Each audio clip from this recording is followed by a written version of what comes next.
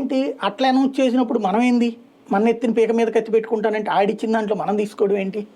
అందులో మనం గెలవగలిగినటువంటి విజయవాడ సెంటర్ లాంటిది లేకపోతే రాజమండ్రి లాంటిది వాళ్ళిద్దరే అనుకుంటున్నారు. మనం వెళ్తే ఉపయోగం ఏంటి అక్కడ?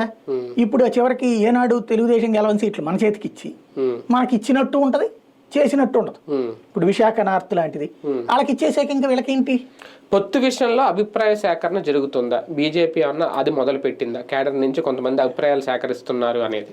ప్రతి నియోజకవర్గంలో వీళ్ళు ఏం చేశారంటే ప్రతి జిల్లాకి సంబంధించినటువంటి నాయకుడిని కూర్చోబెట్టుకున్నారు.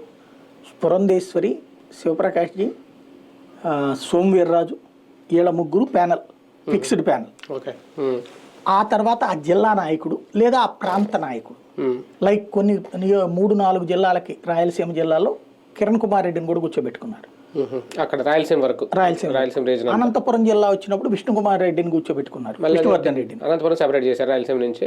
అంటే రీజియన్ మొత్తం దగ్గర అతను కూర్చోబెట్టుకున్నారు, కిరణ్ కుమార్ రెడ్డి. అనంతపురం దగ్గరికి ఇతను అట్లాగా జిల్లాల వారీగా ఆ జిల్లాకి ఫెమిలియర్ లీడరు ప్లస్ ప్రతి నియోజకవర్గానికి సంబంధించి లెక్కలన్నీ పట్టుకొచ్చుకుని 10 నియోజకవర్గాలు ఉన్నాయి. ఈ 10 నియోజకవర్గాల్లో వీళ్ళకి ఎంతమంది అప్లై చేశారు, వాళ్ళ క్యారెక్టర్స్ ఏంటి, వాళ్ళ బలం ఏంటి,